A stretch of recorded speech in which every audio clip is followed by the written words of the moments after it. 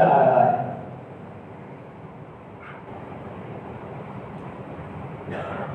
علماء کرام نے لکھا ہے کہ اس رات کا نام کیا ہے؟ براءت. علماء نے لکھا ہے کہ با سے کیا مراد ہے؟ اس میں پہلا حرف کیا ہے؟ با. تو با سے کیا مراد؟ لکھا ہے علماء نے کہ با سے برکت مراد ہے. دوسرا حرف کیا ہے؟ را. را ہے کہ نہیں؟ براءت میں را. را سے مراد رحمت ہے. تیسرا حرف ہے الف. الف سے مراد الفت و محبت ہے. اور آخری حرف ہے کون سا؟ تا. علماء نے لکھا کہ تا سے مراد توبہ، یعنی یہ توبہ کی رات ہے. کون سی رات ہے؟ توبہ کی رات ہے. اسی وجہ سے حدیث میں آتا ہے، میرے اور آپ کے آقا جناب رسول اللہ صلی اللہ علیہ وسلم نے ارشاد فرمایا کہ جب شعبان کی 15ویں رات آتی ہے تو باری تبارک و تعالی پہلے آسمان پر آ جاتے ہیں. کہاں پر آ جاتے ہیں؟ پہلے آسمان. اور ایسا نہیں کہ 11 بجے 12 بجے آدھی رات کو، جیسا ہی سورج غروب ہوتا ہے مغرب کے وقت، اسی وقت سے اللہ تعالیٰ پہلے آسمان پر آ جاتے ہیں. اور اللہ ندا منادی کے ذریعے دلواتے ہیں، الا هل من مستغفر فاغفر له. ہے کوئی مغفرت کا طلب کرنے والا، ہے کوئی معافی مانگنے والا، ہے کوئی اپنے گناہوں کا اقرار کرنے والا کہ میں اس کے گناہوں کو معاف کرتا ہوں. اس سے بڑی فضیلت کیا ہے اس رات کی؟ دوسری ندا دی جاتی ہے، الا هل من مبتلا فوعى فيه. ہے کوئی مصیبت کے اندر مبتلا، پریشانی کے اندر مبتلا، اللہ فرماتے ہیں آؤ اس رات کے اندر اور مجھ سے مانگو. اللہ فرماتے ہیں میں اس کی مصیبت کو عافیت سے بدل دوں گا. کتنی بڑی فضیلت اس رات، عافیت سے بدل دے. اور آج تو ہر ایک آدمی اپنی آنکھوں سے دیکھ رہا ہے کہ اس وقت عافیت سے بڑھ کر کوئی بڑی نعمت نہیں ہے. کوئی بڑی نعمت نہیں. ہر ایک آدمی گھر کے اندر کوئی نہ کوئی کسی نہ کسی بیماری کے اندر چل رہا ہے. اور آؤ آج کی رات ہے، اللہ کے سامنے اپنے ہاتھوں کو پھیلاؤ اور مانگو، یا اللہ تو ہی ہماری بیماری کو دور کرنے والا ہے، اور تیرے علاوہ بیماری کو شفا، بیماری سے شفا دینے والا کوئی نہیں ہے. یا اللہ میں اس بیماری میں مبتلا ہوں، یا اللہ تو مجھے اس بیماری سے شفا عطا فرما دے. تیسری آواز دی جاتی ہے کوئی رزق طلب کرنے والا، اللہ فرماتے ہیں میں اس کو رزق عطا کروں. اعلانات ہوتے ہیں مغرب کے بعد سے، اس لیے مغرب کے بعد سے ہی وقت شروع ہو جاتا ہے. بڑی قیمتی رات ہے، بڑی مبارک رات ہے. غفلت کے اندر، سستی کے اندر، واہی تباہی کے اندر، گفتگو بیکار کے اندر اپنے وقت کو ضائع و برباد نہ کرے. رات کو جاگو، یہ ایک رات جاگیں گے کیا ہمارا بگڑ جائے گا؟ اللہ کے سامنے مانگے. بہرحال یہ بڑی مبارک رات ہے. میں زیادہ بیچ میں حائل ہونا نہیں چاہتا، اس لیے ہم اپنی مجلس کا آغاز کرتے ہیں. سب سے پہلے ہماری مجلس کا آغاز قرآن کریم کی تلاوت سے شروع کرتے ہیں. اس لیے میں حافظ روح الامین کو دعوت دیتا ہوں، وہ آئے اور قرآن کریم کو تلاوت کو پیش فرمائے.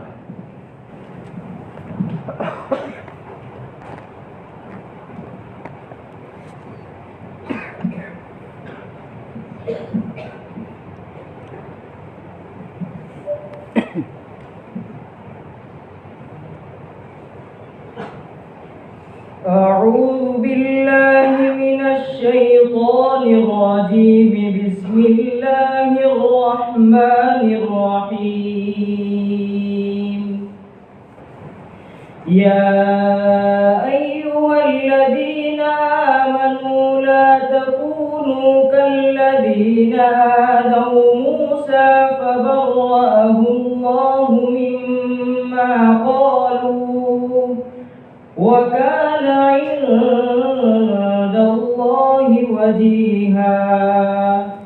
يا أيها الذين آمنوا اتقوا الله وقولوا قولا سديدا يصلح لكم أعمالكم ويغفر لكم ذنوبكم ومن يطع الله ورسوله فقد فاز فوزا عظيما إنا عرضنا الأمانة على السماوات والأرض والجبال فأبين أن يحملنها وأشفقن منها وحملها الإنسان إنه كان ظلوما جهولا ليعذب الله المنافقين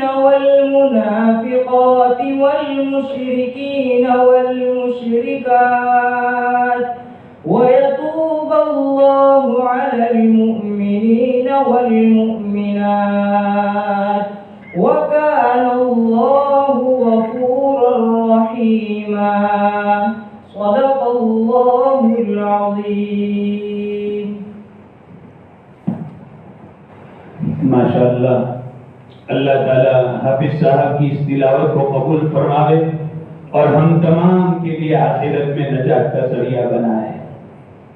मन लम यशकुरिन्नास लम यशकुरिल्लाह, हदीस में आता है कि जो लोगों का शुक्रिया अदा नहीं करता वो अल्लाह का भी शुक्रिया अदा नहीं करता। इस हदीस के पेश नजर हमारी आज की इस मजलिस के खुसूसी मेहमान हजरत मौलाना खलील साहब का बहुत बहुत शुक्रिया अदा करते हैं कि हजरत वक्त से पहले तशरीफ लाए, हमारी दावत को कबूल फरमाया और वक्त से पहले तशरीफ लाए। अल्लाह ताला मौलाना की इस हाजिरी को कबूल फरमावे, अल्लाह ताला उनको आफियत की दौलत से मालामाल फरमावे, अल्लाह ताला उनकी उम्रों के अंदर बरकत अता फरमावे और अल्लाह ताला इनके इस सफर को भी कबूल फरमावे। अब मैं मौलाना को दरख्वास्त करता हूँ कि वो आए और अपने मलफूजात आलिया से हम तमाम को मुस्तफीज फरमाएं।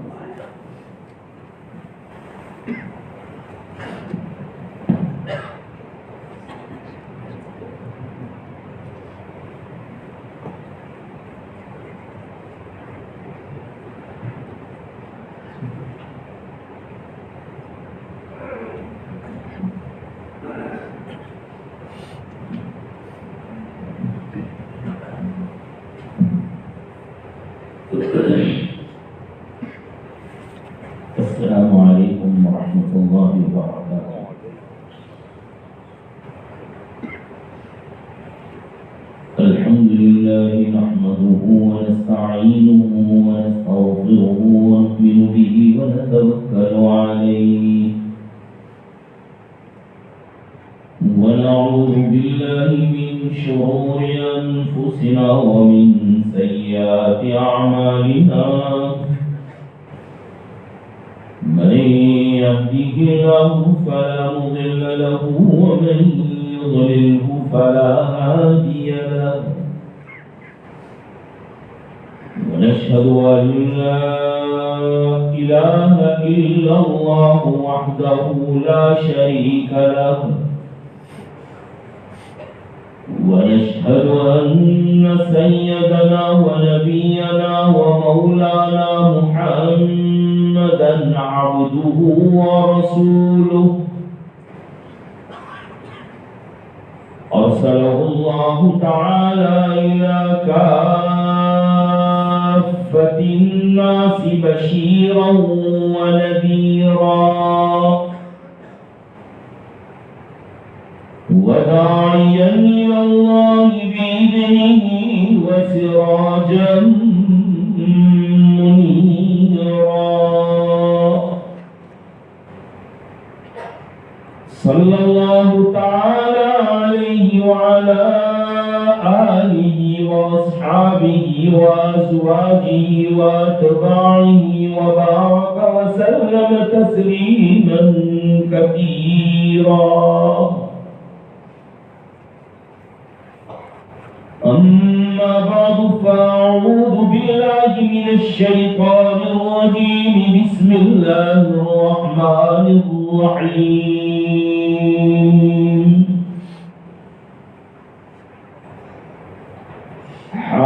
حامين والكتاب الكتاب المبين إنا أنزلناه في ليلة مباركة إنا كنا منذرين أمرا من عندنا إنا كنا مرسلين وقال تعالى شهر رمضان الذي أنزل فيه القرآن هدى للناس وبينات من الهدى والفرقان فمن شهد منكم الشهر فليصم وقال تعالى وقال الذين كفروا لا تسمعوا لهذا القرآن والغوا فيه لعلكم تغلبون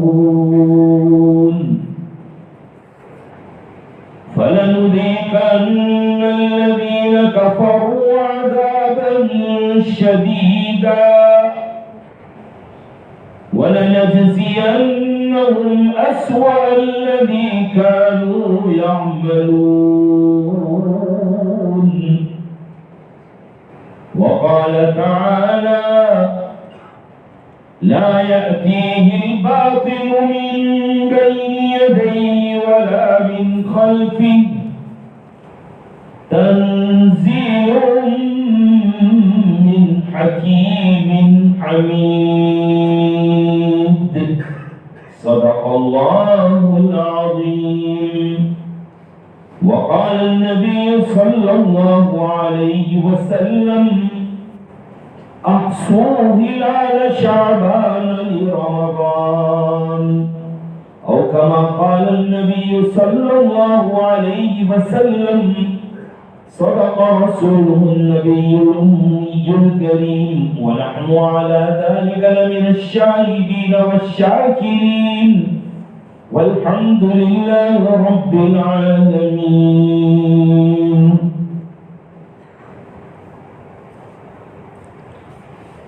بزرگان محترم و برادران عزیز دعا فرمائیے کہ اللہ تبارک و تعالی اپنے فضل و کرم سے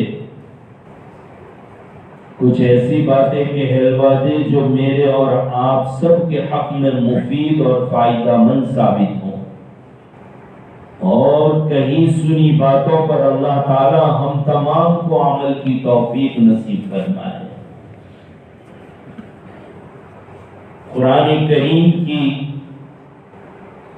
مختلف جگہوں سے چند آیات تلاوت کی اور ایک فرمان نبوی صلی اللہ تعالی علیہ وسلم بھی پیش کیا جس میں ہمارے لیے بڑے قیمتی اور عظیم سبق بیان فرمائے۔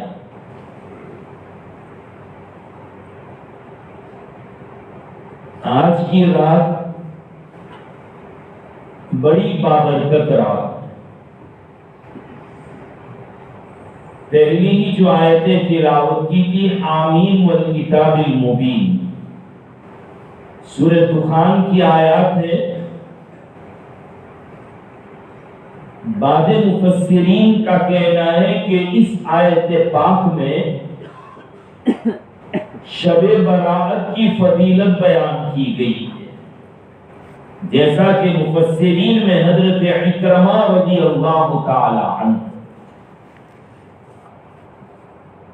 دیگر مفسرین دوسرے مفسرین ان کی ایک جماعت یہ کہتی ہے کہ نہیں، اس میں شب برات کا بیان نہیں ہے بلکہ شب قدر کا بیان ہے۔ لیکن کچھ مفسرین کے اقوال ضرور ملتے ہیں اس رات کی فضیلت کے باب میں کہ یہی آیت سے ثابت ہے۔ اس رات کی فضیلت میں جو حدیث شریف آئی ہے، جن احادیث سے ثابت ہوتی ہے اس رات کی فضیلت، وہ حدیث بھی ضعیف ہے،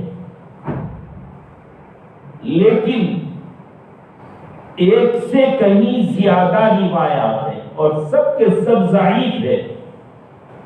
علماء محدثین کا کہنا ہے کہ جب کوئی ایک مضمون اور ایک بات اس کے بارے میں بہت سی ضعیف حدیثیں ہو تو سب مل کر قوی ہو جایا کرتی، لہذا یہ کہا جائے گا کہ اس رات کی فضیلت حدیث شریف سے ثابت ہے۔ صحابہ کرام، تابعین، تبع تابعین، محدثین، فقہاء اور علماء نے اس رات کی عبادت کا باقاعدہ اہتمام کیا۔ بزرگوں سے یہ بات چلی آ رہی ہے کہ یہ رات فضیلت والی ہے۔ ہاں، یہ اور بات ہے کہ اس رات میں کوئی مخصوص عبادت نہیں ہے، جیسا کبھی کبھی پہلے چل جایا کرتی تھی کہ بھئی اتنی رکعت اتنے سلام سے اور اس کے بعد یہ پڑھا جائے اور یہ ہو، یہ کوئی روایت سے ثابت نہیں۔ ہاں، اس رات کے اندر جاگنا ہے اور جاگ کر عبادت کرنے کی فضیلت بیان فرمائی گئی۔ کون سی عبادت کریں گے اس رات میں؟ کہا سب سے بہتر یہ کہ خوب نفل نمازیں پڑھی جائے۔ نفل نمازیں جو ہے وہ اللہ کے تقرب، اللہ کی قربت نصیب کرتی، لہذا نفل نمازیں پڑھیں۔ اپنی زندگی کی چھوٹی ہوئی نمازیں جو قضا ہو چکی ہے، ایسے رات کا فائدہ اٹھا کر وہ قضا نمازیں پڑھیں۔ اگر تاریخ اور وار کے ساتھ یاد ہے تب تو تاریخ اور وار کو ذکر کر کے نیت کریں، اور کبھی کسی کو یاد نہیں ہے کہ کون کون سی تاریخ، کون کون سے وار میں میری نمازیں چھوٹی ہے، تو کہا کہ پھر یہ نیت کرے کہ میری سب سے پہلی عشاء کی جو 4 رکعت باقی ہے وہ پڑھتا ہوں، ایک مرتبہ پڑھ لی، پھر ابھی اور دل کہتا ہے کہ تیری تو اور بھی باقی ہے، اب پھر اور نیت یہی کر کے اب جو سب سے پہلے باقی ہے اتنی نمازیں قضا کر لے، اتنی پڑھ لے کہ دل یہ کہہ دے کہ اب تیرے ذمے کوئی باقی ہے۔ ایسے ہی ظہر، عصر، مغرب، عشاء، تو ایسی بڑی راتوں میں یہ عمل کر لیا کریں۔ اگر آپ کی نمازیں نہیں چھوٹی ہے تو نفل نمازوں کا اہتمام کریں، صلاۃ التسبیح کا اہتمام کریں، قرآن کی تلاوت کا اہتمام کریں، لیکن یہ سارے جتنے بھی اعمال کرنا ہے یہ رات جاگنے کے لیے مسجد نہیں بلکہ اپنے گھر میں، اس لیے کہ نفل نمازوں میں، نفل عبادتوں میں تنہائی لازمی اور ضروری تھی، اور تنہائی گھر میں نصیب ہوگی۔ اس لیے امام ابو حنیفہ رحمۃ اللہ علیہ فرماتے تھے کہ اپنے نفل عبادتوں کی قدر کرو، اور قدر سے مراد یہی کہ اس کو تنہائی میں ادا کرو۔ اب مسجد میں جمگٹا اور شور کیا جائے یہ مناسب نہیں ہے، اس لیے کہ 2-4 رکعت پڑھیں گے، پھر چایوں کا اہتمام چلے گا، مسجد کی صحن میں بیٹھیں گے، مسجد کی بے ادبی بھی ہوگی، شور اور آوازیں اٹھے گی۔ اب بعض لوگ کہتے ہیں کہ گھر جا کر عبادت کرتے تو نیند آتی ہے، نہیں، بیوی موجود ہے، ماں بہن موجود ہے، بھائی موجود ہے، سب مل کر وہاں گھر میں تو انشاءاللہ نہیں آئے گی۔ اور اگر نیند آ ہی جائے تو آپ پر رات کا جاگنا فرض تو نہیں ہے، واجب تو نہیں ہے، جتنی دیر جاگ سکو اتنی دیر جاگ کر عبادت کرنا. پتہ نہیں آپ کے جاگنے کا کیا ماحول ہے. ہماری صورت والے تو بعض مرتبہ سمجھتے صرف جاگنے کی رات. جاگنے سے فضیلت حاصل ہوتی ہے. تو چوراہوں پر بیٹھ گئے, کوئی ٹکا موٹی پارٹی رکھی, وہ جمع ہو گئے, اس میں شور شرابہ, گاڑی لے کر گھومنے نکل جاتے. کیا کہ بڑی رات. بڑی رات کا مطلب کیا ہے؟ یہ بات جاگنے کا مطلب یہ تو غیر مسلموں میں ہے کہ جاگرن کی رات آتی ہے. ہماری یہاں جاگنے سے مراد جاگ کر عبادت کرنا ہے. جاگ کر شور کرنے نکلنا جس سے لوگوں کی نیند خراب ہو, بیمار لوگ حیران اور پریشان ہو جائے, یہ جائز ہے. اس سے بہتر ہے کہ آپ رات کو سو جائیں, عشاء کی نماز پڑھ کر باجماعت اور فجر کی نماز باجماعت پڑھ لی تو پوری رات جاگنے کا اور عبادت کرنے کا ثواب دیا جائے. لیکن اس کا مطلب یہ بھی نہیں کہ چلو عشاء اور فجر پڑھ لیں گے تو پوری رات کا ثواب بیٹھے بٹھائے مل جائے گا. نہیں, آپ جتنی عبادت کرو گے اس کا تو اور مقام ہوگا. اور ابھی جو مولانا فضیلت سنا رہے تھے وہ ساری فضیلتیں ملیں گی. سو جاؤ گے تو محروم رہ جاؤ. اس لیے اس رات میں جاگ کر عبادت کرنا. دوسرے دن صبح میں روزہ. حضرت مفتی سعید صاحب پالنپوری رحمۃ اللہ علیہ اور شیخ الاسلام مفتی تقی عثمانی رحمۃ اللہ علیہ یوں فرماتے ہیں کہ جیسے عاشورے کے روزے کی فضیلت ہے یا عرفے کے روزے کی فضیلت ہے, ویسی فضیلت اس کی نہیں ہے. لیکن اگر کوئی رکھنا چاہے تو وہ رکھ سکتا ہے. نہ رکھنے والے پر کوئی ذمہ داری نہیں, کوئی گناہ نہیں. جہاں سنت اور مستحب روزوں کا تذکرہ ہوا ہے وہاں پر عاشورہ اور عرفے کے روزے کی بات آئی ہے. یہ شعبان کے روزے کی فضیلت وہ نہیں ہے. لیکن پھر بھی صحیح حدیث اور روایت کو دیکھ کر کوئی رکھنا چاہے تو ٹھیک ہے, رکھ سکتا ہے. نہیں رکھنے والوں کے اوپر کوئی گناہ نہیں ہوگا.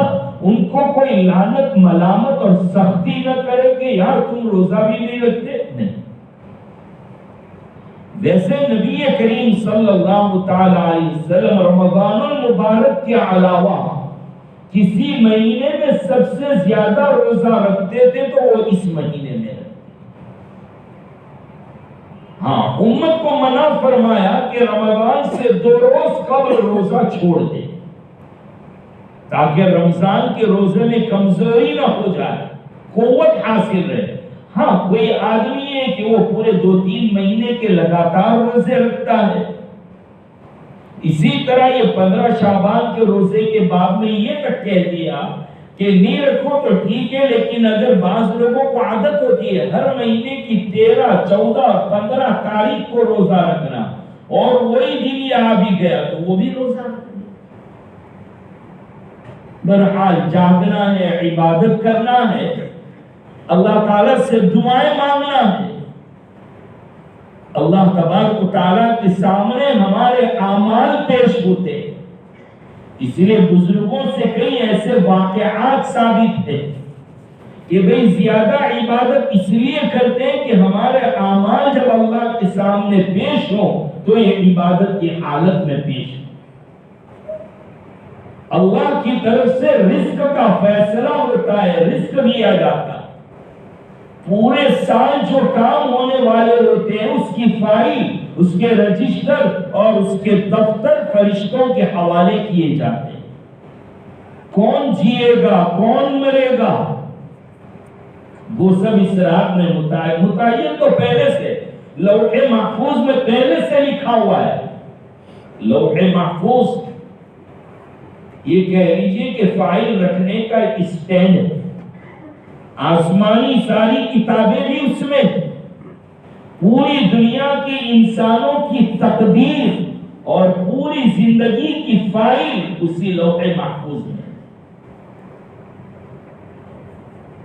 ایک مرتبہ حضرت नानोतवी रहमतुल्लाह अलैहि से गालिबन दयानंद सरस्वती ने ये सवाल कर दिया कि तुम्हारा लौहे महफूज इतना तो कितना बड़ा है कि सारी दुनिया के लोगों की फाइलें उसमें जमा हो जाती है। हजरत ने देखा कि ये कुरान का आलिम भी नहीं है, हदीस भी नहीं जानता, इस्लामी तालीमात से वाकिफ नहीं है कि इसको ये कह दिया जाए कि भाई समझ में आए या ना आए, लेकिन हमारा ईमान है कि ये लौहे महफूज मौजूद है और इसमें सब रखा जाता है। हमारा ईमान लाना जरूरी है, चाहे अकल में आवे या ना आवे। मुसलमान को तो ये कह दीजिए। हजरत नानोतवी रहमतुल्लाह अलैहि बड़े अच्छे अंदाज में समझाने के आदी थे, बहुत प्यारे निराले अंदाज। उसको कहा कि दयानंद जी आपकी उम्र कितनी है? कुछ यही 80 साल की उम्र है मेरी। जिंदगी के वाक़यात आपके याद है?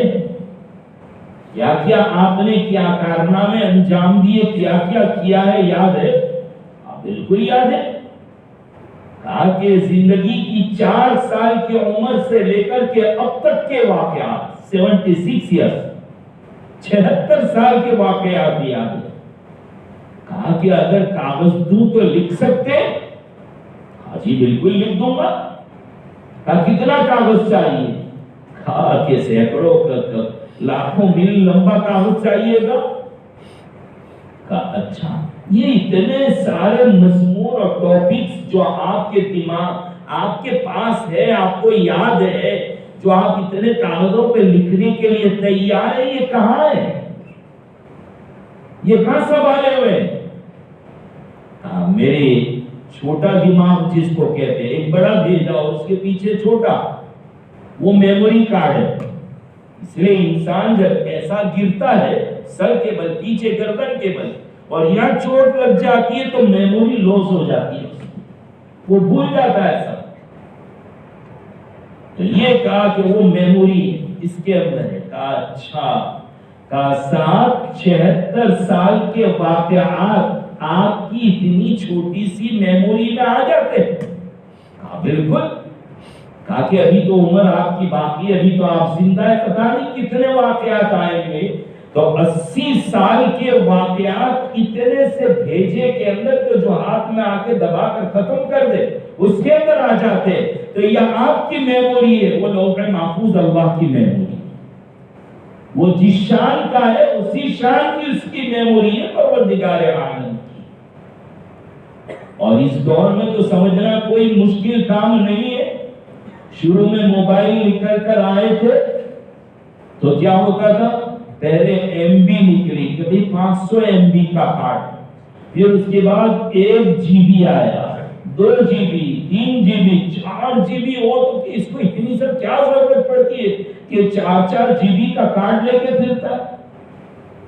और अब तो इनबिल्ट मेमोरी कार्ड भी नहीं, इनबिल्ट कितना आ गया, 128, 256 जीबी, और मेमोरी कार्ड डालकर तो जीबी नहीं, अब टीबी की बात करो। हाँ पहले जीबी होती थी, 1000 जीबी का 1 टीबी हो गया। यानी मोबाइल में इतनी ताकत है कि वो टीबी लगा सकता है। अब वो टीबी हो कि जीबी हो, नाखून से बड़ी कोई चीज नहीं। तो टीबी और जीबी में क्या आ जाएगा, ये नौजवान अच्छे से समझेंगे, इनको समझ में आता है कितने गाने, कितनी स्टोरीज और क्या क्या इसमें भर देते। तो अब लौहे महफूज तो समझ में आ जाएगा कि इंसान जब इतनी बारीक और पतली चीज बना लेता है कि इतना सब कुछ आ जाए जो उसको याद भी नहीं रह सकता, तो फिर परवरदिगार आलम का लौहे महफूज जो है उसकी कैसी शान होगी, वो अल्लाह की शान के मुताबिक सब फाइलें मौजूद। तो पहले से हर पैदा होने वाला इंसान उसके लिए लिख दिया गया है कि क्या होगा, कब होगा, कितनी कब पैदा होकर आएगा, कब मरेगा, क्या खाएगा, क्या पिएगा, कहां जाएगा, सब कुछ लिखा हुआ। लेकिन फरिश्तों को 1-1 साल की फाइल दी जाती है कि ये तुमको अंजाम देना है, लिहाजा उसके मुताबिक پیدا ہونے والوں کے نام، مرنے والوں کے نام، کیا رزق دیا جائے گا، کیا کھانا دیا جائے گا، سب فرشتوں کو دے دیا جاتا ہے۔ اس رات میں اعلان ہوتے باری تعالیٰ کی طرف سے، سب سے بڑا اعلان ہے، کوئی مغفرت کا طلب کرنے والا، مغفرت گناہوں سے معافی مانگنے والا ہے کوئی مجھ سے بخشش مانگنے والا کہ مجھے بخش دے، میں اس کو بخشنے کے لیے، یہ اعلان ہوتا ہے، یہ اسپیشل آفر ہے اللہ تعالیٰ کی طرف سے، آؤ مانگو، میں تم کو بخشنے کے لیے تیار ہوں۔ پھر بھی ہم اپنا وقت ادھر ادھر گزارتے، میرے جوان دوستو، آج کی رات میں کم از کم اللہ سے اپنی مغفرت مانگے، اپنی بخشش مانگے۔ توبہ کرنے کی رات ہے، چپ کے گھر میں اندھیرا کر کے بیٹھ جاؤ، گناہوں کو یاد کرتے جاؤ۔ توبہ دو قسم کی، ایک کہتے توبہ اجمالی اور ایک توبہ تفصیلی۔ اجمالی توبہ تو ہے کہ یوں کہے، اے اللہ میں بہت بڑا گنہگار ہوں، میرے گناہوں کو معاف کر دے، میں نے بہت گناہ کیے، یہ شارٹ میں۔ لیکن کیا کیا گناہ کیے ہیں، کون سے گناہ آج سے چھوڑنا چاہتا ہے؟ اے اللہ میں نے چوری کی ہے، اب میں آج سے توبہ کرتا ہوں، میں چوری نہیں کروں گا، اب اس کو تو معاف بھی کر دے۔ اے اللہ میں نے یہ گناہ بھی کیا ہے، یہ گناہ بھی، اپنے گناہوں کو یاد کرے، ایک ایک گناہ کو یاد کرے اور اس کے لیے وعدہ کرے کہ اب میں کبھی بھی نہیں کروں گا۔ یہ اصل توبہ۔ کسی کو ناراض کیا ہے، کسی سے کہا ہے کہ یہ رات سے پہلے صلح کر لو آپس میں، اللہ سب کو معاف کرتے ہیں، لیکن دل میں کمی رہ جاتی ہے، دل میں حسد اور کینہ رہ جاتا، اللہ معاف نہیں کرتا۔ بعض لوگ واٹس ایپ پر میسج بھیج کر سمجھتے ہیں کہ میں نے حق ادا کر دیا، صبح سے چالو ہو گیا ہے، جانے انجانے جو ہو گیا اس کو معاف کر دے۔ تو نے کیا کیا ہے وہ تو کہہ پہلے غیبت کی ہے کہ کہہ دے کہ میں نے تیری غیبت بھی کی ہے، میں معافی چاہتا ہوں، معاف کر دے بھائی۔ اب جانے انجانے تجھے تو معلوم ہے کہ تو نے کیا کیا ہے، یہ شارٹ میسج سے صلح نہیں ہو جاتی۔ ہاں صلح کی بات کہ بھائی میں نے تجھے ستایا، تکلیف دی ہے، اس کا بدلہ دینے کے لیے میں تیار ہوں، میں تجھ سے معافی مانگتا ہوں، یہ اس قسم کی واٹس ایپ میسج پر یہ بات کر سکتے ہیں، فون کر کے بات کر سکتے، ورنہ گول میسج بھیج دیا اور یہ سمجھے چلو میں تو آج کی رات میں پاک ہو گیا، نہیں پاک نہیں ہوا۔ کیا کیا ہے آپ نے اس کے ساتھ، وہ صاف تذکرہ کرے، ذکر کرے، پھر معافی مانگے۔ لوگوں کو بھی چاہیے کہ ایسے دو لڑے ہوئے لوگوں کے درمیان میں صلح کرے۔ اس رات میں اللہ تعالیٰ سب کو معاف کرتے ہیں، لیکن شرک کرنے والے کو اللہ تعالیٰ معاف نہیں کرتے، مشرک کو معاف نہیں کرتے۔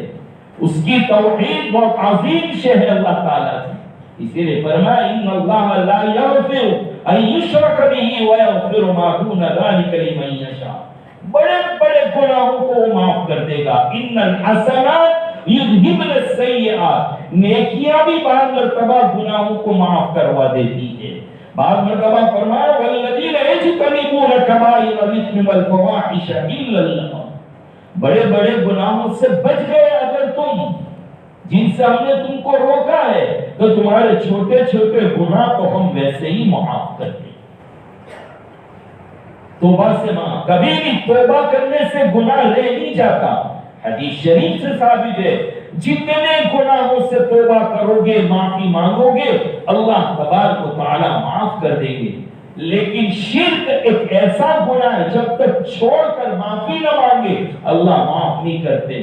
اس رات کے اندر بھی اللہ معاف نہیں کرتے۔ مشرک وہ تو سب سمجھ سکتے ہیں مسلمان۔ دوسرا فرمایا ماں باپ کا نافرمان، ماں باپ کو ستانے والے، ماں باپ کا دل دکھانے والے۔ اب نوجوان یہ کہہ دے گا کہ ماں باپ کی بات کیا کرتے آپ، تو میرے ماں باپ میرے ساتھ سلوک یہ ایسا کرتے، میں معافی کیسے مانگوں ان سے؟ وہ ظلم کرتے ہیں۔ حدیث پاک میں صاف ارشاد فرمایا نبی کریم صلی اللہ علیہ وسلم نے کہ اگر وہ ظلم کرے تب بھی تجھے حق نہیں ہے کہ تو ان کو اف کرے. وَإِن ظَلَمَا، اگرچہ وہ دونوں ظلم بھی کرتے ہو تب بھی حق نہیں ہے. یہاں تک کہ ماں باپ اگر غیر مسلم ہے، مشرک ہے، تب بھی قرآن کہتا ہے کہ ان کی نافرمانی نہیں کی جائے. ہاں اگر وہ شرک کرنے کا یا گناہ کرنے کا حکم دے تو اس میں ان کی بات مانی نہیں جائے گی. ماں باپ بہت بڑی شخصیت ہے. صرف اس سے اندازہ لگا لو کہ اللہ تعالیٰ قرآن کریم میں جہاں جہاں اپنے حق کے عبادت کو بیان کرتا ہے، اپنا حق کے شکر کو بیان کرتا ہے، فوراً وہاں پر نہ نماز کا حکم، نہ روزے کا حکم، نہ اور کسی نیکی کا حکم، صرف ماں باپ. جیسا کہ کہا وَقَضَىٰ رَبُّكَ أَلَّا تَعْبُدُوا إِلَّا إِيَّاهُ وَبِالْوَالِدَيْنِ إِحْسَانًا. دوسری جگہ فرمایا أَنِ اشْكُرْ لِي وَلِوَالِدَيْكَ، میرا شکریہ ادا کر اور اپنے ماں باپ کا شکریہ ادا کر. ماں باپ کی فضیلت کے بارے میں تو آپ بہت سن چکے ہو، بس یہی کافی ہے فضیلت کے لیے کہ اگر ماں باپ کو ستایا آج کی رات میں بھی اللہ معاف نہیں کرے گی. اس لیے توبہ کر لو، ان کے دل کو راضی کر لو. میرے بھائیوں، ماں باپ اتنی بڑی ہستی ہے کہ حدیث شریف میں آتا ہے کہ ماں باپ کے چہرے پر نظر پڑ گئی اور اس وقت جو دعا مانگو گے اللہ قبول فرمائے. یہاں تک آتا ہے کہ ایک مقبول حج اور عمرہ کا ثواب ملتا ہے ماں باپ کے چہرے پر نظر ڈالنے سے. صحابہ جو تھے بڑے عجیب جماعت تھی دنیا میں، ایسے موقع کا بھرپور فائدہ اٹھا لیتے تھے. جب آقا نے یہ ارشاد فرمایا کہ ماں باپ کے چہرے پر نظر ڈالنے سے مقبول حج اور عمرہ کا ثواب ملتا ہے تو صحابہ نے پوچھ لیا اللہ کے نبی بار بار نظر پڑے، 100 مرتبہ نظر پڑے تو 100 حج کا ثواب. اس سے بڑی فضیلت اور کہیں نہیں مل سکتی.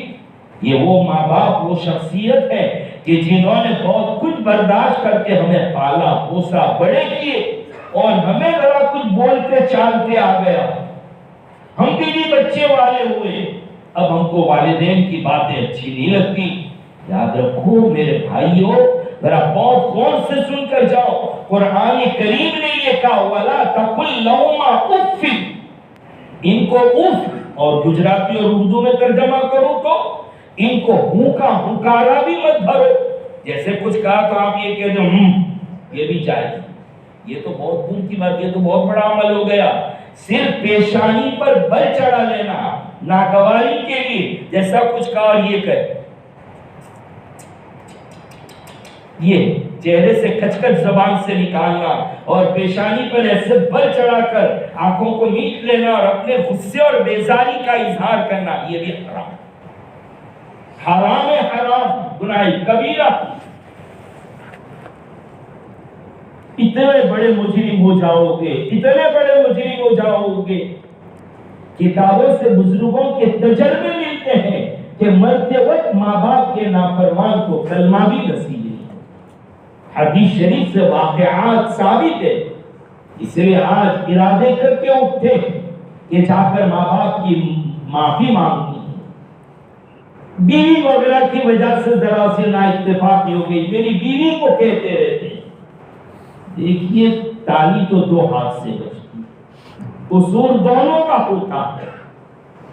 ساس کو بیچاری کو یہ لگتا ہے کہ میری حکومت جا رہی ہے، یہ نئی رانی آئی ہے، نئی ملک آئی ہے، تو وہ ادھر سے تھوڑا اپنا حق لینے کی کوشش کرتی ہے. اور بیٹی جو بہو بن کر آئی ہے وہ سوچتی ہے کہ کیوں اب تو میں ہی گھر کے اندر رہنے والی ہوں، میری حکومت چلنی چاہیے. جھگڑا حکومت کا. ویسے شوہر کی حالت بڑی خطرناک ہو جاتی ہے دونوں کے بیچ میں. کہتے ہیں سوڑی بچے سو پانی. 4 راستے کا پولیس ہے، ادھر والے کو بھی راضی، ادھر والے کو بھی راضی، تھوڑی دیر اس کو بھی ٹریفک چھوڑی جائے، تھوڑی یہ بھی ٹریفک چھوڑی جائے.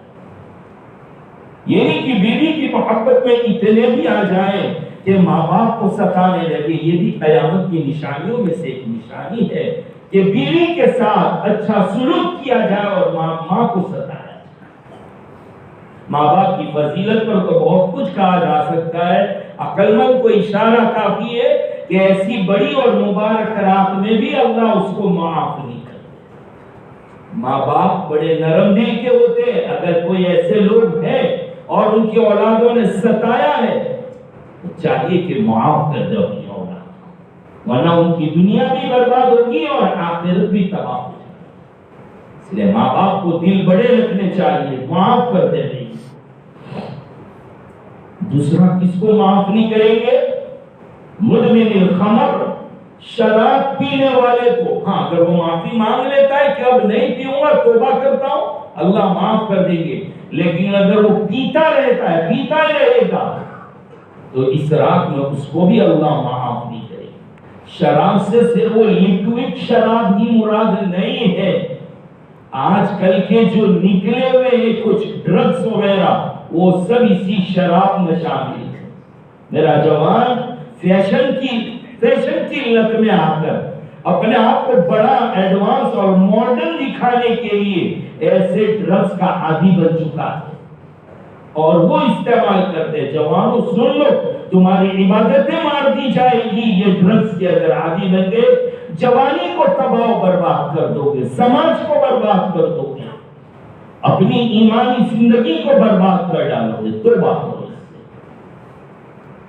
دوسرا، گلے پتہ نہیں جلدی اترے گا کہ نہیں اترے گا، انشاءاللہ اتر جائے گا۔ اللہ کرے کہ مجھے بھی اور آپ کو بھی عمل کی توفیق نصیب ہو۔ ٹخنوں سے نیچے کپڑا لٹکانے والا، یہ پیر کا پنجہ جو ہے وضو میں کہاں تک دھوتے، اس کی جو ہڈی ہے، دیکھیے اللہ کے نبی صلی اللہ تعالی علیہ وسلم تو نصف ساعت یہ پنڈلی جو پیر کے اندر نرم گوشت ہے، یہ آدھی پنڈلی تک پجامہ پہننے کے عادی تھے، تہبند باندھنے کے عادی تھے۔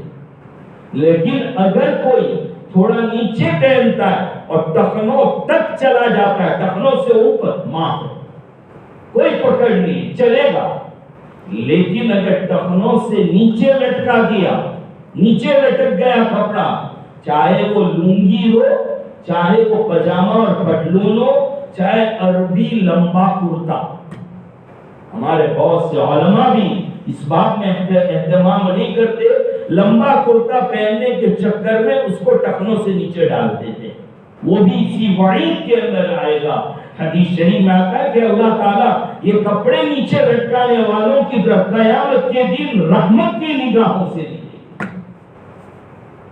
یہ تھوڑی دیر کی فیشن ہماری دنیا اور برباد کر دے گی، جہنم کے حقدار بنا دے گی۔ میرا جوان یہ سمجھتا ہے کہ نماز کی حالت میں موری اور پجامے کا نیچے کا حصہ موڑ دیتا ہوں، اس سے کام نہیں چلے گا، اس سے کام نہیں چلے گا، ہمیشہ اوپر پہننا ہے، مسجد میں ہو یا مسجد سے باہر، اس کو اونچا پہننا ہے، بہت سخت وعید آئی، عورتوں کو نیچے پہننا ہے، مردوں کو اوپر پہننا ہے۔ ہم لوگ کبھی کبھی فلم اور فلمی دنیا کے ایسے دیوانے ہو جاتے ہیں کہ وہ ہم کو کچھ بھی پہنا دے، پھٹا ہوا پہنا ہے تو پھٹا ہوا نہیں ہوا تو گھر میں بیٹھ کے پھاڑیں گے کم بہت، وہ جینس کی پٹلون پھاڑ دیتے ہیں، اب گھٹنوں پر سے ران پر سے پھاڑ دیا۔ پھٹے ہوئے کپڑے پہننے کا علماء کو مسئلہ بھی تو پوچھو کہ دیکھو اتنا سب پھٹا ہوا ہے، ران اور گھٹنا دکھتا ہے، نماز بھی ہو جائے گی کہ نہیں ہو جائے گی؟ نماز برباد ہو رہی ہے آدھی۔ اب بات سمجھدار نوجوان ہوتے ہیں تو باہر کو کھلا پہنتے ہیں، یہاں کے رومال باندھتے ہیں اس کے اوپر بھی، اور بات تو اتنے ہوشیار تھے کہ مسجد میں رومال پڑے وہ لے کر باندھتے ہیں مسجد کا۔ ارے پاگلو، یہ کیسے دماغ ہو گئے تمہارے، کیا ہو گیا میرے پیارو؟ اللہ کا دیکھو لباس کا کم پہننا، ایسا پہننا۔ یاد رکھو مسلمانوں، ذرا قرآن کی باتوں پر غور کرو، میں بہت سیدھے سادے انداز میں بیان کر رہا ہوں۔ ذرا آپ حضرت آدم علیہ السلام کے واقعے کو پڑھو گے تو آپ کو یہ مل جائے گا کہ اللہ کی ناراضگی کا اظہار جو ہوا ہے، ناراضگی جب کہا تھا کہ وَلَا تَقْرَبَا هَٰذِهِ الشَّجَرَةَ، جنت میں رہ کر کہا تھا کہ أَنْتَ وَزَوْجُكَ الْجَنَّةَ، تو اور تیری بیوی حوا دونوں جنت میں رہو، لیکن وَلَا تَقْرَبَا هَٰذِهِ الشَّجَرَةَ، ایک درخت، ایک ٹری، ایک جھاڑ بتایا، اس کی طرف اشارہ کر کے کہ یہ مت کھانا۔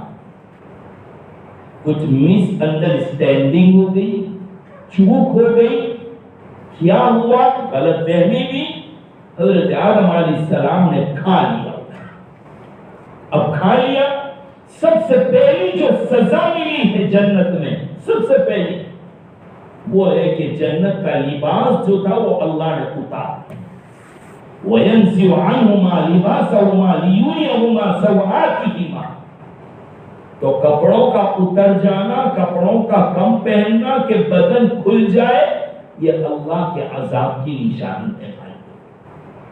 اللہ کے عذاب کی نشانی ہے۔ اپنے آپ کو ماڈرن مت سمجھو، خوش نصیب مت سمجھو۔ کم کپڑے اگر تمہارے بدن پر، سطر کھل جاتا ہے، ایسے کپڑے پہن رہے ہو تو سمجھ لو اللہ ناراض ہو گئے، اللہ تمہارے بدن پر سے کپڑے ہٹا لے۔ وہاں تو کپڑے اتار لیے اللہ تعالیٰ نے، لیکن اللہ نے انسان کے نیچر میں، انسان کی فطرت میں شرم اور حیا رکھی ہے۔ اس لیے آپ بچوں کو دیکھیں گے چڈی کھینچ لو تو فوراً ڈھانپ دیں گے۔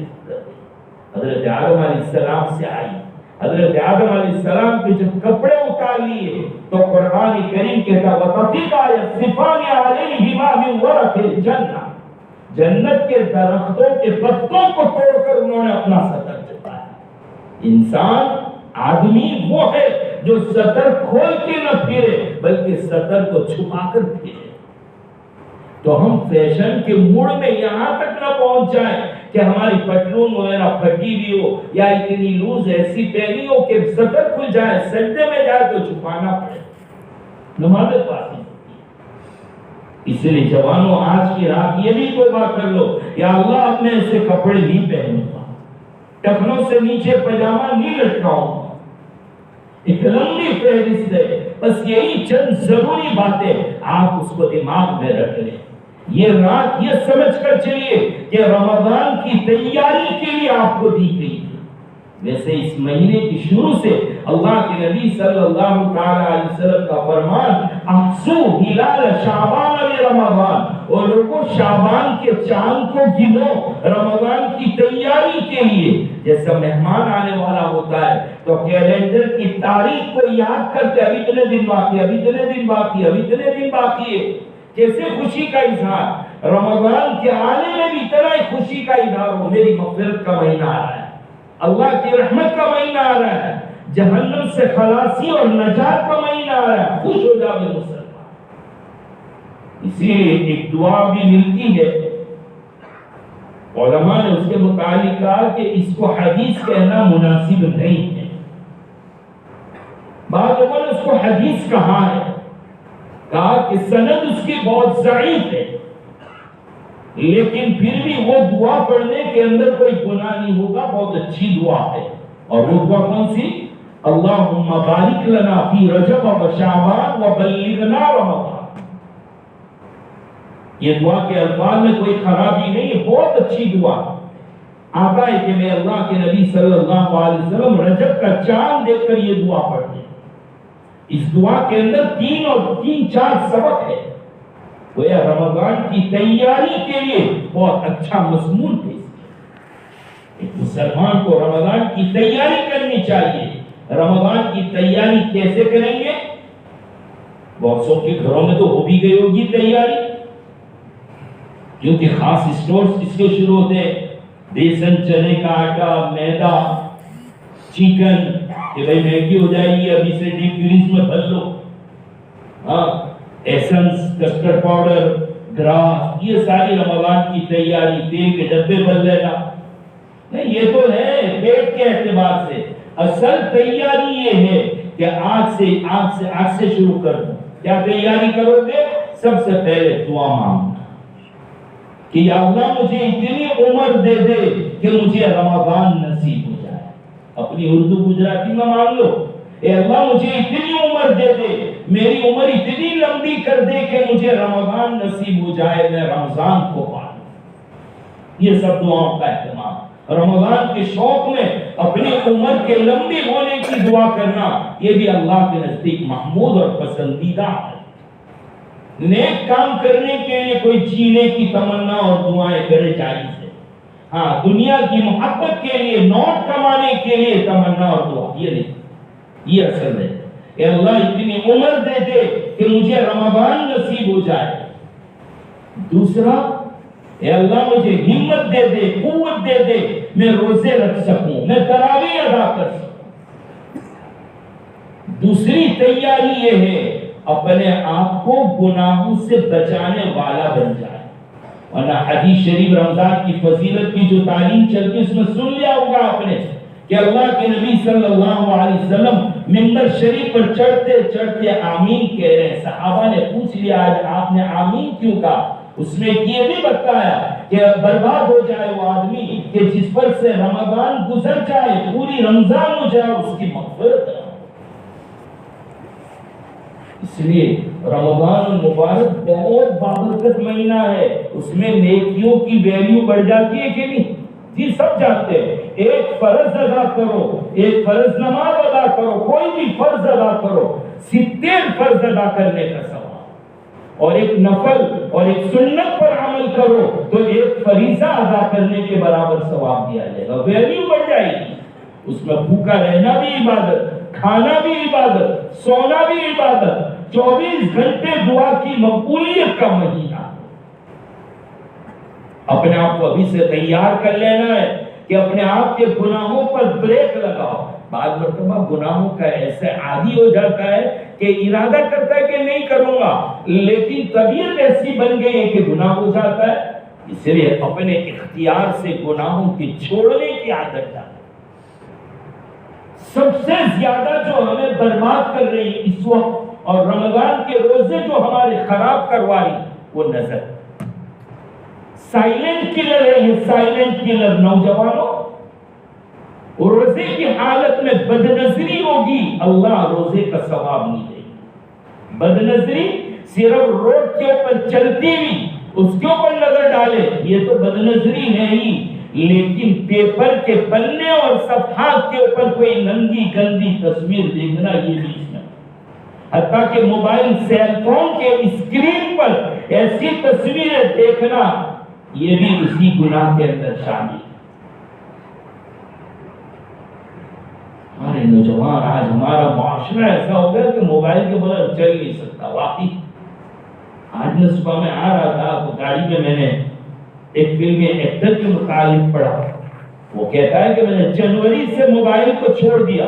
تو کہا کہ آپ کو کوئی تکلیف نہیں ہو رہی؟ کہا نہیں، بلکہ جب سے چھوڑا ہے تب سے میری زندگی میں سکون آ گیا، سکون ہو گیا. جو 2 سال میں کام نہیں کر سکتا تھا وہ 3، 4، 3.5 مہینے میں کام ہو گیا. ہم نے اپنی طبیعت بنا لی ہے اس کو. ہم اس سے کام کی چیز ہے، نو ڈاؤٹ کام کی چیز ہے، فائدے کی چیز ہے، لیکن فائدے کی حد تک اٹھائیں کہ اس کی میموری میں قرآن کریم لے لے، دعائیں لے لے، کچھ ضروری سیرت وغیرہ کی کتابیں کہ سفر میں جا رہے قرآن سنیں گے، قرآن پڑھیں گے، تلاوت کرنا ہے، گھر میں رہنے کا موقع نہیں ملتا، چلیے موبائل میں لے لیا، پڑھ لو. دعائیں، مسنون دعا کی کتابیں، الحزب الاعظم دعائیں یاد کرنے کے لیے بہترین چیز ہے. یہ موبائل کے اندر بننا چاہیے. کچھ بیان اچھے اچھے علماء کے جس سے ہمیں ہدایت ملتی ہو، اور ڈھیر سارے نیک کے اوپر بیان. اور میں نے پہلے بھی یہاں بیٹھ کر کہا تھا، آج پھر کہہ رہا ہوں میرے بھائیوں، یہ واٹس ایپ کی بیماری سے نکلو. خاص کر کے جو اوپر کا مال آتا ہے اس کو بھیج دیتے ہیں. دیکھیے ایک بات خاص طور پر کہتا ہوا چلوں کہ بعض لوگ پرانے میسیجز سنبھال کر رکھتے. ابھی جب سیکنڈ ٹائم کورونا کووڈ-19 کی لہر چلی ہے تو پہلے کے جو نیوز تھے جو لوگوں نے محفوظ رکھے تھے وہ ابھی دینا شروع کرتے اور وہ ہنستے اس کے اوپر کہ بیوقوف بنایا کہ بھئی کرفیو اتنے بجے سے. اب وہ لوگ پریشان ہو رہے ہیں کہ گورنمنٹ ٹائم دے رہی 9 بجے کا اور یہ آگے 7 بجے کا، سیٹرڈے سنڈے یہ بند رہے گا. وہ اس کو بھی پرانے میسیجز جو ہے اس کو چلا کے لوگوں کے اندر ایک گھبراہٹ پیدا کر. یہ حرام بھی یہ کام کرنا، یہ جائز نہیں. معافی مانگو. پرانی باتوں کو نکال کر بیچ کر لوگوں کو پریشان کر. بہرحال چلیے، تو یہ رات کے اندر اپنے آپ کے لیے آج سے ارادہ کر لیں گناہوں سے بچائیے. زبان کو بچاؤ، گالی، غیبت، چغلی، تانا، اس سے اپنے آپ کو بچاؤ. بدنظری سے بچاؤ، کانوں کو گانوں کے سننے سے محفوظ رکھو، پیٹ میں حرام لقمہ نہ جائے، اس کی حفاظت کر لو تو روزے کا ثواب بھی ملے، ورنہ روزے رکھتے جاؤ گے اور عبادت کرتے جاؤ گے لیکن گناہ کا سلسلہ چلتا ہوگا تو نیکی کوئی فائدہ نہیں دے گی۔ شاید یاد ہوگا، میں اس سے پہلے بھی سنا چکا ہوں کہ ہمارے بزرگوں میں سے ایک بزرگ گاڑی میں سفر کر رہے تھے، سفر کرتے کرتے ان کو گرمی بہت لگی تو ڈرائیور صاحب سے کہا کہ بھئی اے سی چلا دو، حضرت اے سی تو چل رہا ہے، ٹھنڈک کیوں نہیں آ رہی ہے؟ فوراً پیچھے مڑ کے دیکھا تو ایک ونڈو کھڑکی کھلی ہوئی تھی، گلاس اترا ہوا تھا۔ دیکھو اللہ والے کہاں کہاں سے سبق نکالنا ہے۔ فوراً کہنے لگے کہ ہاں بھائی کھڑکی کھلی ہے اس میں اے سی کی ٹھنڈک نکل جاتی ہے، گناہوں کی کھڑکی کھلی ہے نیکیوں کی ٹھنڈک نکل جاتی ہے۔ ایسی ایسی اللہ والوں کی نظر کہاں جاتی ہے؟ تو ایک تو گناہوں سے اپنے آپ کو بچائیں، تیسری بات یہ رمضان کی تیاری میں کہ اپنے آپ کو نیکیوں کا عادی بنا لو، نیکیوں کا عادی بناؤ، ابھی سے دعاؤں کے عادت ڈال دو کہ روزانہ 5، 10، 15 منٹ مجھے دعا مانگنی ہے، روزانہ افطاری سے پہلے میں دعا مانگوں گا، روزانہ سحری کے بعد میں دعا مانگوں گا، کچھ میرا وقت زندگی کا دعاؤں میں نکلے۔ وہ مہینہ وہ ہے جس میں کسی کو مایوس نہیں کیا جائے گا، ہر کوئی کی دعا قبول کی جائے گی، لیکن عادت ہوگی تو پھر رمضان میں بھی دعا مانگ سکو گے۔ قرآن کریم کی تلاوت، وہ قرآن کا مہینہ ہے، اسے میں نے آیت پاک پڑھی تھی، شہر رمضان الذی انزل فیہ القرآن، یہ وہ مہینہ ہے رمضان کا، قرآن کی فضیلت کے لیے صرف یہ کافی ہے کہ اللہ نے اس قرآن کے نزول کے لیے اس مہینے کو منتخب فرمایا جس مہینے میں شیطان کو قید کر دیا، جس کا لمحہ لمحہ نیکیوں سے بھرا ہے، اس مہینے میں اللہ نے یہ قرآن کریم کو نازل کیا۔ قرآن کریم کا نام بھی بڑے ادب سے لو، صرف قرآن قرآن مت بولو، مقام بیان کر رہے تھے، بس میری زبان سے بھی قرآن قرآن نکل رہا تھا۔ ہمارے حضرت قاری بندے الہی صاحب رحمۃ اللہ علیہ جن کو قرآن سے بڑی وابستگی تھی، مشابہت القرآن کے اوپر ان کی وہ قرآن بھی ہے، وہ کتاب چاہیے جس میں حافظوں کو قرآن یاد رکھنے کی آسان ترتیب بیان کی، بڑے قرآن سے محبت کرنے والے تھے، اللہ غریب رحمت کرے ان کو۔ وہ فوراً مجھے پکڑا اور کہا مولانا اللہ تعالیٰ کی کتاب ہے، اس کو قرآن مجید یا قرآن کریم یا قرآن حکیم بولیے، کلام اللہ شریف بولیے، اس کو بہت ادب سے نام لو۔ جب میں اور آپ ادب کریں گے، اس کے مطابق زندگی گزاریں گے، اس کی تلاوت کریں گے تو پھر دنیا میں کوئی شیطان پیدا نہیں ہوگا، پھر کوئی خبیث طبیعت کا پیدا نہیں ہوگا جو قرآن کریم پر آوازیں اٹھائے۔ قرآن پر آواز اٹھانے والے منافقوں کی فہرست بہت لمبی ہے۔ اگر آج کے دور میں کسی نے اٹھائی آواز تو ہم کو کوئی تعجب نہیں ہوا، اللہ نے ایسی بدبختی ایسے بدبخت کے مقدر میں لکھ دی۔ ہمارا تو ایمان ہے کہ لا یأتیہ الباطل من بین یدی ولا من خلفی، ساری سپریم کورٹس مل جائے تب بھی اس کے زیر سبق کو کوئی کم نہیں کر سکتا، کسی کی مجال نہیں ہے، نبی کم نہیں کر سکتا تھا۔ کئی مرتبہ کفار مکہ نے کہا یہ آیت کم کر دو، یہ آیت ہٹا دو، یہ ہٹا دو، نبی نے یہی جواب دیا میرے بس کی بات نہیں ہے، یہ اللہ رب العزت کا کلام ہے، اللہ ہی کر سکتا ہے، اللہ تعالیٰ کا کلام ہے، کسی کی مجال نہیں ہے، کوئی زبر زیر کی کمی نہیں کر سکتا۔ اور رمضان میں آپ بھی دیکھ رہے تھے، ایک ساتھ تراویح سنا رہے اور پیچھے 5-6 سفید کپڑے پہنے، بالکل بگلے کی طرح سفید، اور گردن جھکا کے ایسے کھڑے ہوئے جیسا ایسا لگ رہا ہے ان پر وہی نازل ہو رہی ہے۔ کتنے سکون کے ساتھ وہ سنتے ہیں، لیکن وہ سکون کے ساتھ سن نہیں رہے، وہ اس انتظار میں ہے کہ امام گڑبڑ کب کرے، جیسے پانی کے اوپر مچھلی آتی ہے اور وہ مارتا ہے فوراً، ایسے ہی یہ بھی پیچھے کھڑے، ذرا کھانس کے بھی تو دیکھے، کبھی کبھی تو خود پیچھے کھڑے ہوتے ہیں، سانس لینے بھی نہیں دیتے، سانس لینے کے لیے اٹکا تو فوراً دھم کر کے پڑتی ہے۔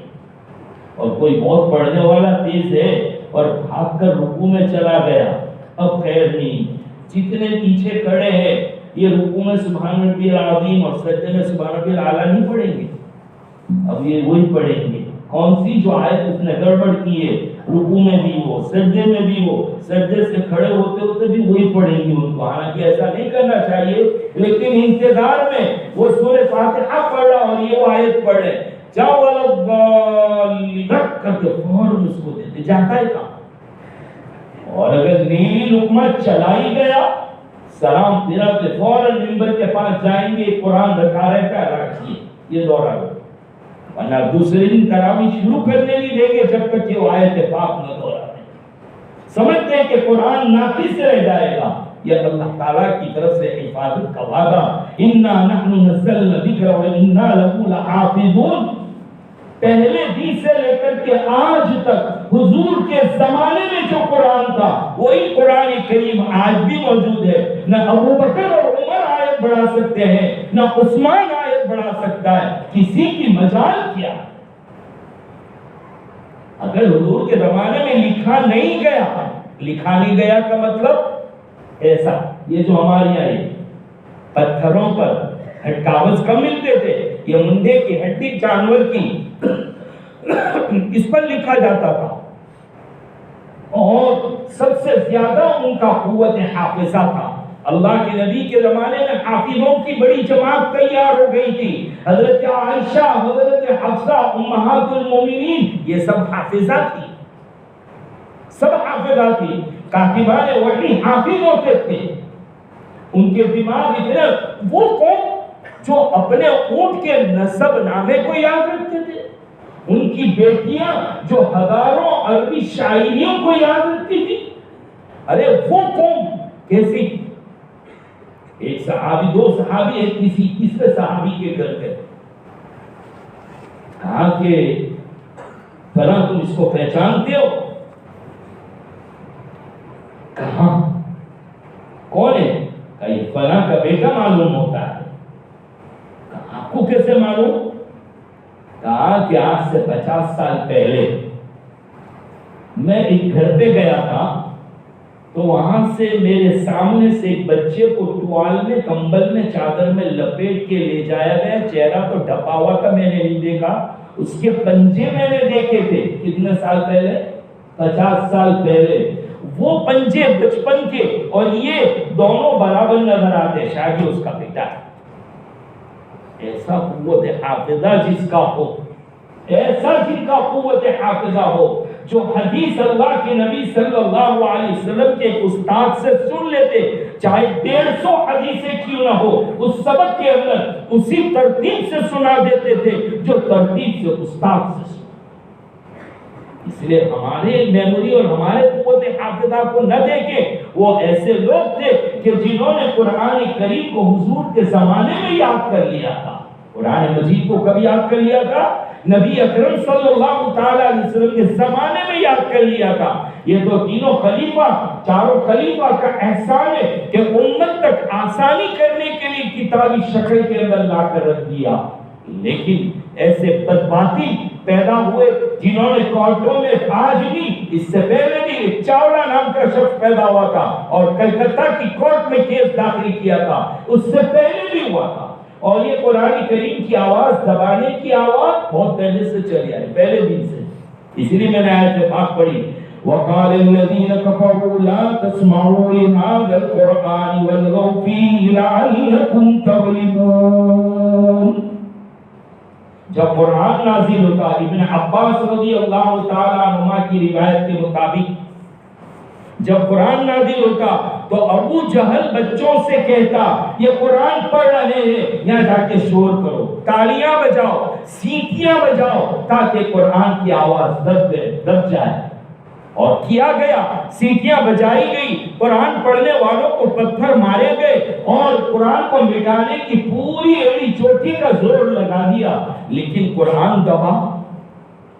تو کبھی کبھی انگلینڈ والوں سے جا کر کہتا ہوں کہ یارو، یہ یہاں کی قوم تو آئی تھی اس ملک میں اور ان کا ارادہ تو یہی تھا قرآن کریم کو جلایا جائے، قرآن کو ختم کیا جائے، ایک مرتبہ تو ڈھیر بھی لگا دیا تھا قرآن کریم کا، آگ لگانے کے قریب تھے کہ ایک بڑے میاں پیچھے سے کھڑے ہوئے، کہا چلانا ہو تو چلا دینا لیکن پہلے میری بات سن لو۔ پھٹے ٹوٹے کپڑوں میں دو کمزور سے بچوں کو لے کر اٹھا، کہا یہ کاغذ میں لکھے ہوئے قرآن کو تو جلا سکتے ہو، ہماری اولاد کے سینے میں جو قرآن ہے تم اس کا کیا کرو؟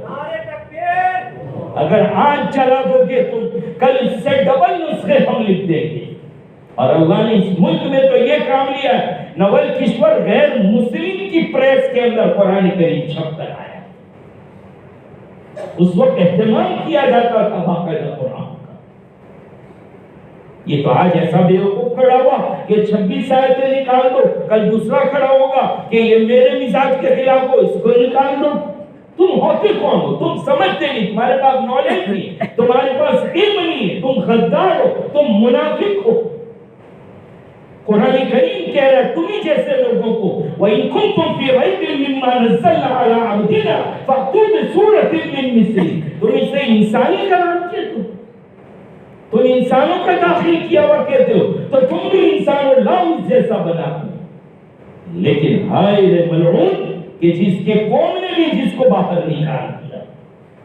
ہمیں متاثر ہونے کی ضرورت نہیں ہے، ہاں ہمیں توبہ کرنے کی ضرورت ہے۔ ہم توبہ کر لیں، ہماری شادیوں میں تو قرآن لے آئے، ہماری میتوں میں تو قرآن آ جائے، ہمارے بیپار سماج میں دھندے میں سب میں قرآن آ جائے۔ قرآن کیا کہتا؟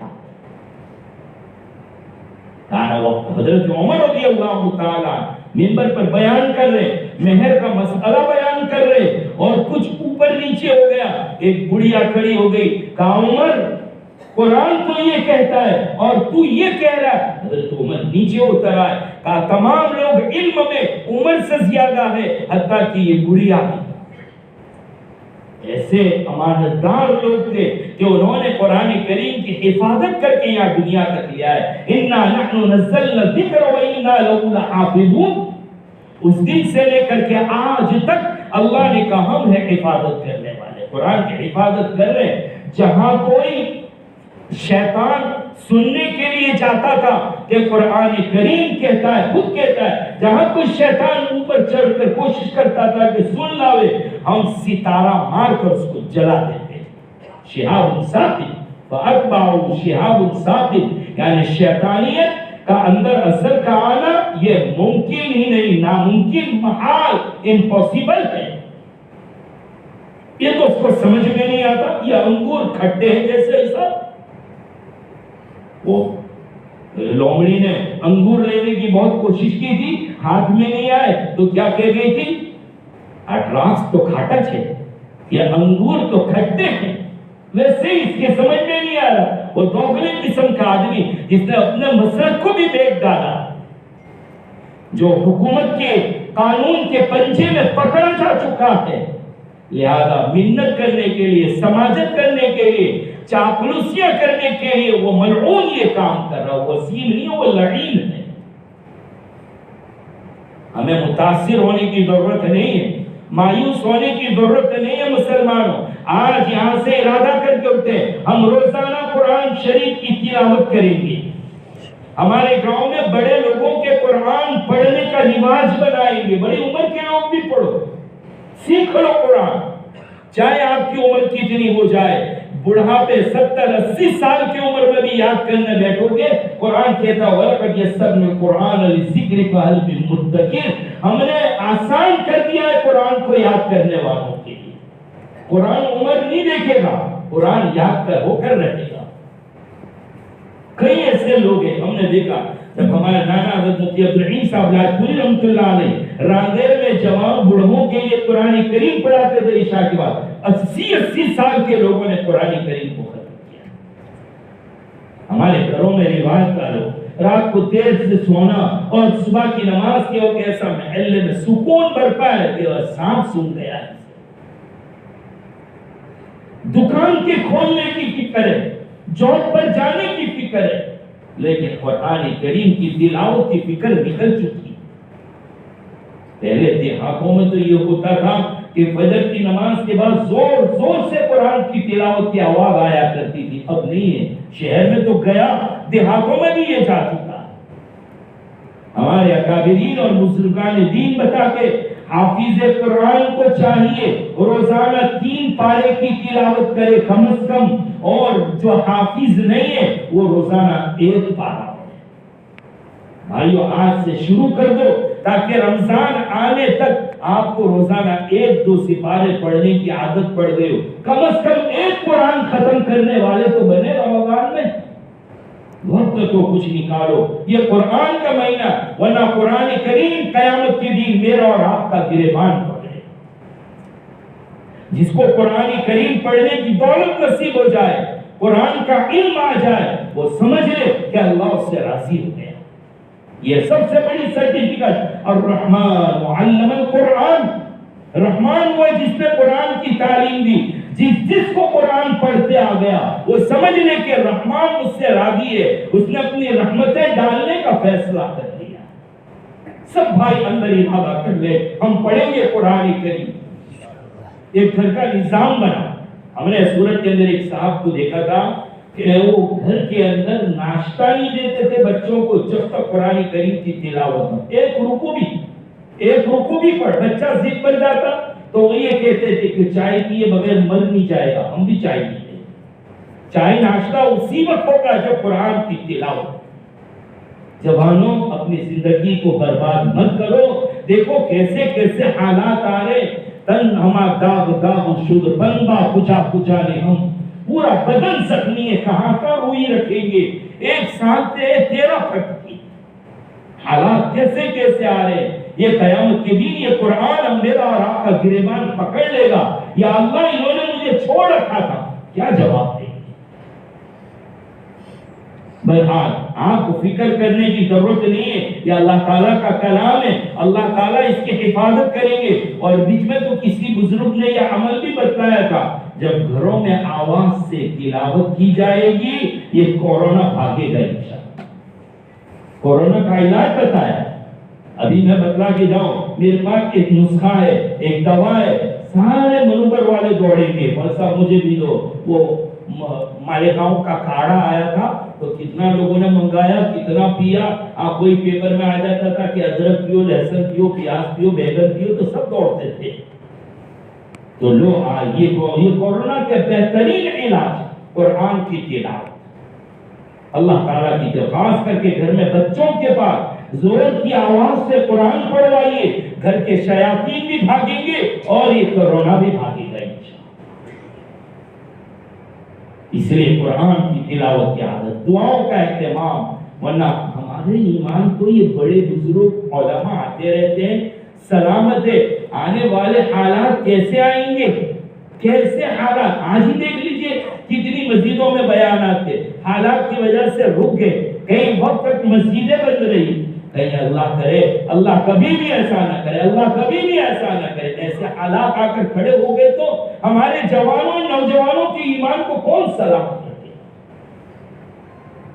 آن لائن میں تو جو فائدہ ہوا، مدرسہ کے طلباء نے فائدہ بھی اٹھایا، اسکول کے بچوں نے بھی فائدہ اٹھایا، لیکن آپ لوگ گواہ ہیں کہ آپ کے بچے پڑھتے پڑھتے آن لائن گیم نہیں کھیلتے ہو جاتے تھے، فلم اور پکچر دیکھتے نہیں ہو جاتے تھے۔ ہمیں اپنے نواسے خودوں کے اوپر توجہ رکھنی پڑی، وہ نظرات سے ہٹتے تھے کہ فوراً اسی کو خیال آتا تھا کہ ان معصوموں کے ایمان کا کل کیا ہوگا، حالات تو اس سے خراب آ جائے۔ اس لیے آج کی شب برات کے بیان میں جو باتیں کہی گئی، اللہ تعالیٰ مجھے بھی اور آپ کو بھی عمل کی توفیق نصیب فرمائے۔ وآخر دعوانا الحمدللہ رب العالمین۔ درود شریف۔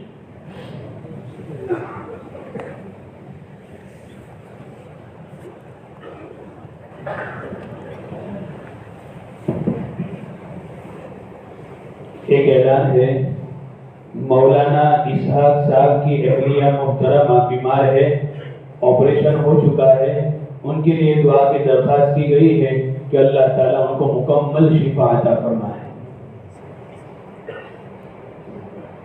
اسی طرح مولانا اسماعیل صاحب کرمان والے، وہ بھی بیمار چل رہے ہیں، ان کے لیے بھی دعا کی درخواست کی گئی ہے کہ آپ حضرات دعا کریں، اللہ تعالیٰ ان کو بھی مکمل شفا عطا فرمائے۔ اسی طرح دعا کے بعد نیچے چائے کا انتظام کیا گیا ہے، تمام حضرات سے گزارش ہے کہ چائے وغیرہ پی کر جائیں. دعا کے بعد انہوں نے چائے کا انتظام بھی کیا، ورنہ میں تو منع کرتا تھا کہ یہ بھی نہ ہونا چاہیے. چلیے خیر ہو گیا تو چائے پی کے جانا ورنہ بگڑے گی. دوسری بات یہ کہہ رہا تھا کوئی مسافر کی بالکل بھی کوشش نہ کرے، میں سلام کر دوں گا دعا کے بعد وہی ہو جائے گا. سمجھ میں آئے گا؟ اس لیے دعا کے بعد سلام کریں گے، آپ جواب دے دیجئے، مسافر کے لیے کوئی نہ آئے. بسم اللہ الرحمن الرحیم الحمد للہ رب العالمین والصلاة والسلام علی سید الانبیاء واشرف المرسلین محمد وعلی آلہ واصحابہ اجمعین. یا ارحم الراحمین یا ارحم الراحمین یا ارحم الراحمین یا ذا الجلال والاکرام یا حی یا قیوم یا ذا الجلال والاکرام یا حی یا قیوم یا ذا الجلال والاکرام یا حی یا قیوم. اللهم صل على محمد عبدك ورسولك وصل على المؤمنين والمؤمنات والمسلمين والمسلمات. ربنا ظلمنا أنفسنا وإن لم تغفر لنا وترحمنا لنكونن من الخاسرين. ربنا آتنا في الدنيا حسنة وفي الآخرة حسنة وقنا عذاب النار. اللهم ربنا هب لنا من أزواجنا وذرياتنا قرة أعين واجعلنا للمتقين إماما. رب اجعلني مقيم الصلاة ومن ذريتي ربنا وتقبل دعاء. ربنا اغفر لي ولوالدي وللمؤمنين يوم يقوم الحساب. ربنا لا تجعلنا فتنة للذين كفروا واغفر لنا ربنا إنك أنت العزيز الحكيم. ربنا لا تجعلنا فتنة للقوم الظالمين ونجنا برحمتك من القوم الكافرين. أنت ولينا فاغفر لنا وارحمنا وأنت خير الغافرين. واكتب لنا في هذه الدنيا حسنة وفي الآخرة إنا هدنا إليك. اللهم زدنا ولا تنقصنا وأكرمنا ولا تهنا واعطنا ولا تحرمنا وآثرنا ولا تؤثر علينا وحرضنا وارض عنا. اللهم اكفنا بحلالك عن حرامك واغننا بفضلك عمن سواك.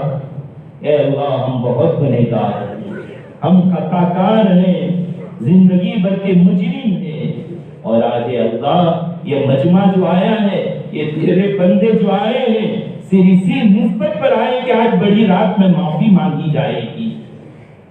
بیان سننے سے بھی زیادہ ان کو معافی مانگنے کی فکر تھی. یہ معافی مانگنے آئے ہیں.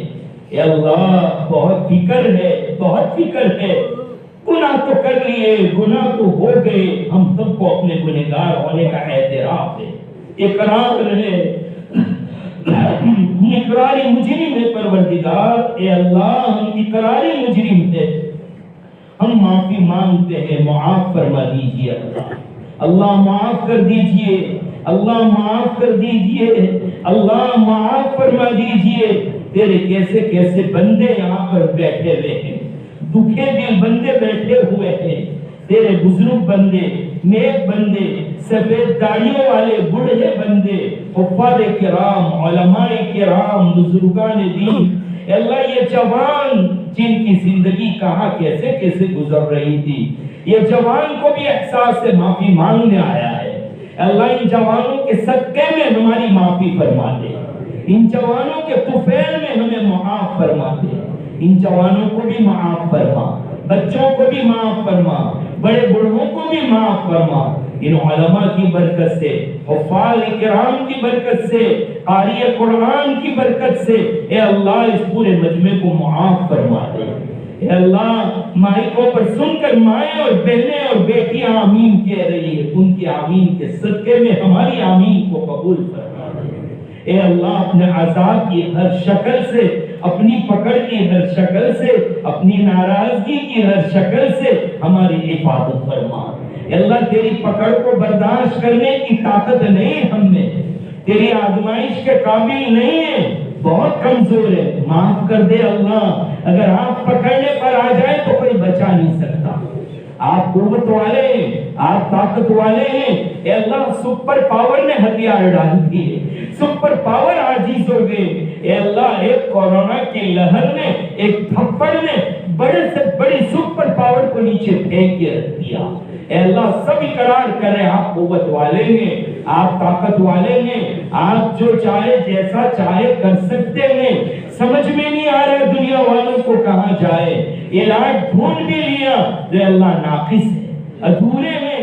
اے اللہ اس بیماری کو راتوں رات اٹھا لے، آن کے آن اٹھا لے۔ اے اللہ جیسے آپ بھیجنے پر قادر ہے، آپ اٹھا لینے پر بھی قادر ہے۔ ہم مقابلہ نہیں کر سکتے، ہم بچ نہیں سکتے، ہم کمزور ہیں، ہم عاجز ہیں، ہم بے بس ہیں۔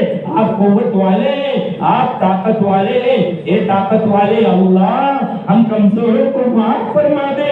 اے اللہ معاف فرما دے، رمضان کے آنے سے پہلے پہلے ہم کو پاک فرما دے، اتنی عمر دے دے کہ ہمیں رمضان نصیب ہو جائے، روزہ رکھنے کی قوت دے دے، تراویح ادا کرنے کی قوت دے دے۔ اے اللہ پچھلے سال کی طرح ہمارے لیے مسجدوں کے دروازے بند مت کروا دینا، یہ ہمارے قصور تھے، یہ ہمارے گناہوں کی نحوست تھی۔ اے اللہ جس کی وجہ سے یہ فیصلہ ہوا تھا، اے اللہ کبھی بھی اب زندگی میں مسجد کے دروازے بند مت کروانا۔ اے اللہ نمازوں کے لیے جاری رکھنا مسجد حرمین شریفین کے دروازے عام کھول دے، شرطیہ نہیں عام کھول دے، بار بار جانا نصیب فرما۔ مسجد اقصی بیت المقدس کو آزاد کرا دے، صہیونیوں کی شرارتوں سے آزاد فرما دے، حرمین شریفین کی تعظیم اور تکریم میں خوب عزت ترقی عطا فرما، مسجد اقصی کو خوب ترقی عطا فرما، ہماری مساجد کی حفاظت فرما، آباد فرما، ہم سب کو 100% نمازی بنا دے۔ اے اللہ اس گاؤں میں خصوصی رحمتیں نازل فرما، خصوصی برکتیں نازل فرما۔ جن جن بیماروں کا اعلان کیا گیا اور جو بیمار اعلان نہیں ہو سکا، سب کو شفا کاملہ عاجلہ دائمہ نصیب فرما۔